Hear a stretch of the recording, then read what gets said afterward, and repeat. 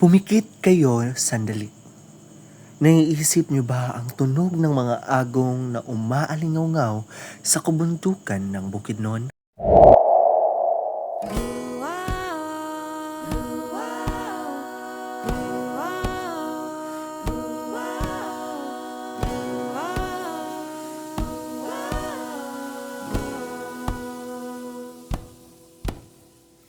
Bukidnon, ang luntiang puso ng Mindanao, ay tanyag hindi lamang sa malamig nitong pamumuhay, kundi pati na rin sa buhay na kultura ng 7 dakilang tribo nito.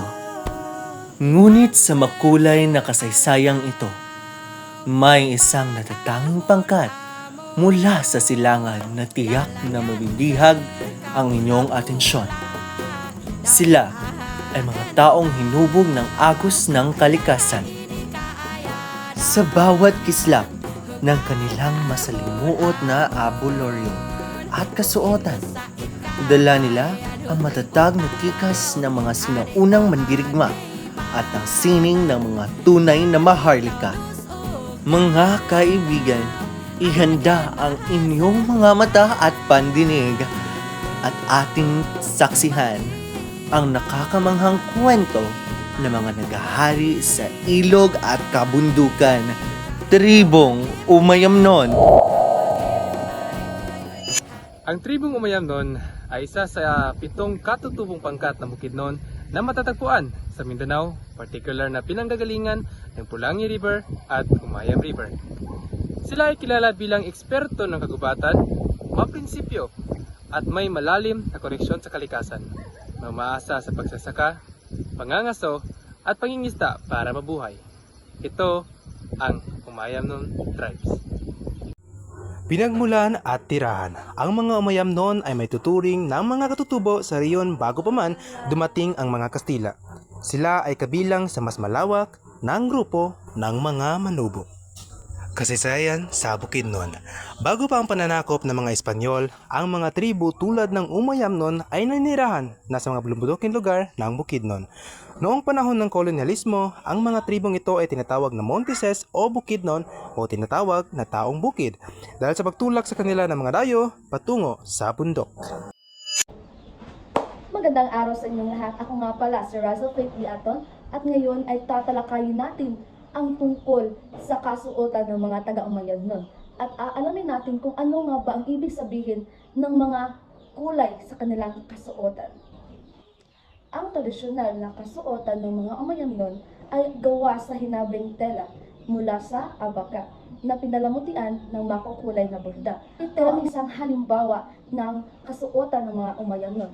At natitiyak ko na hindi nyo pa alam kung ano nga ba ang ibig sabihin ng kulay sa kanilang mga kasuotan. Kaya naman, panoorin nyo to.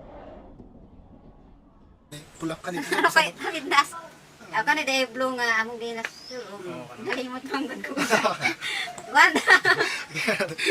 Pasabot nga, naikatapusan Ang kinabuhi. ang kinabuhi. Pasabot, taning pula po, pasabot nga iso. At yon ang simbolo o ang ibig sabihin ng mga kulay sa kasuotan ng mga Umayamnon. Ang asul ay may katapusan ang buhay. Ipinapaalala nito na pansamantala lamang tayo sa mundo. Ang pula naman ay sila ay matatapang. Simbolo ito ng lakas ng loob at determinasyon. At ang panghuli naman ay ang puti na nagsisimbolo ng kabaitan. At yun lamang po. Maraming salamat. Ang wika ng mga katutubong Umayamnon ay tinatawag na Umahamnon, isang sangay ng wikang manubo na matatagpuan sa Bukidnon, partikular sa San Fernando, Cabanglasan at ibang bahagi ng Agusan del Sur. Halimbawang pangungusap ng Umahamnon. Hundo ikalikat o saan ka galing? Hidtaa ka amoy no o sino ang tatay mo? Nokoy kangaran no o ano ang pangalan mo? Kangaran ko, so Regina Jane Alimaong. Magandang araw sa lahat. Ako si Sam at tatalakayin natin ang kasuotan ng mga Umayamnon. Higit pa sa proteksyon sa katawan ang kasuotan ng mga umayamnon ay isang buhay na sining. Ito ang binaktal, ang kanilang tradisyonal na damit na puno ng simbolo at kasaysayan. Para sa mga kababaihan, suot nila ang panika, isang bordadong blusa na may makukulay na geometric patterns. Kapansin-pansin ang kanilang headdress na gawa sa mga beads at balahibo na sumasalamin sa kanilang antas sa lipunan. Ang mga kalalakihan naman ay nagsusuot ng bordadong itaas at pantalon na komportable para sa kanilang paglalakbay sa kagubatan. Bawat tahi ay mabusising ginawa gamit ang kamay. Ang mga disenyong hugis bundok, kidlat at bituin ay para lamang dekorasyon. Ang kulay pula ay para sa katapangan, puti para sa kalinisan, at itim para sa katatagan. Ang bawat pattern ay nagkukwento ng kanilang ugnayan sa kalikasan at sa mga espiritu ng kagubatan.